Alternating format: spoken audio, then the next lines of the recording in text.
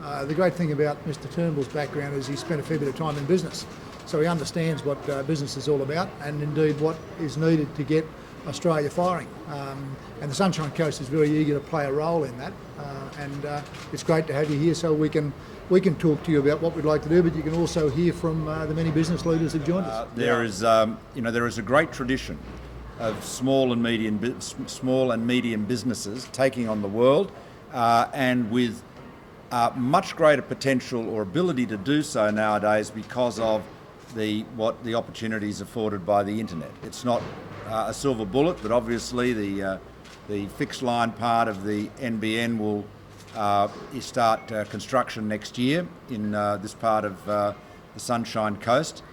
So construction is accelerating. It's going to mean that everywhere in Australia, wherever you are, you've got access to very good broadband, and that's going to enable so many businesses. I think it's not only in the coast's interest, but I think it's in the national interest to have a second landing location for a subsea cable. At the moment, the subsea cables to the east coast of Australia all terminate in Sydney. I know there is commercial interest in it. I was talking to Bevan Slattery of Sub Partners about it this morning.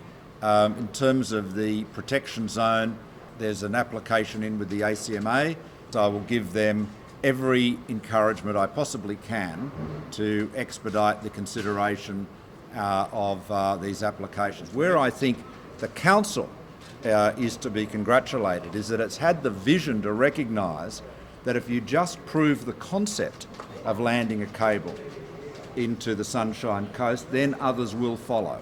And it's also just worth making the point that my understanding is there are no other applications before ACMA at the moment. And the agreement between the mayors of South East Queensland that the Sunshine Coast be the location, if you think about the reef and islands to the north and the lack of population to the north, we really are the heartland of SEQ, and with the ability to light up South East Queensland. So the mayors of South East Queensland are committed to that. So this is a Sunshine Coast project that we're really determined to follow through with, and it's tremendous to have Minister Turnbull here today, and his comments are incredibly encouraging.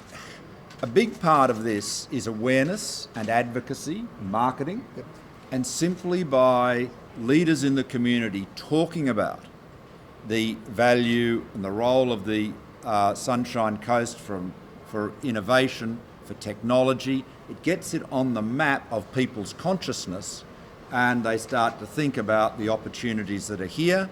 People that are here say, well, I can start my business here, or I can keep my business here. I don't have to go to Brisbane or Sydney. It's very important to have leaders who talk up their community and talk up the fantastic opportunities that are here, not least of which is your lifestyle. And I can't emphasise this too much. Lifestyle, a clean environment, beautiful beaches, great weather, a great hinterland. These are economic assets. They're not just tourism assets. Anything that makes people want to live among you and live here is of great economic value, because the most valuable capital in the world today is human capital. Absolutely. You know, money can go anywhere, all the time, but humans, people, have to live somewhere. And so if you are an attractive place to live, then you will attract a lot of talent.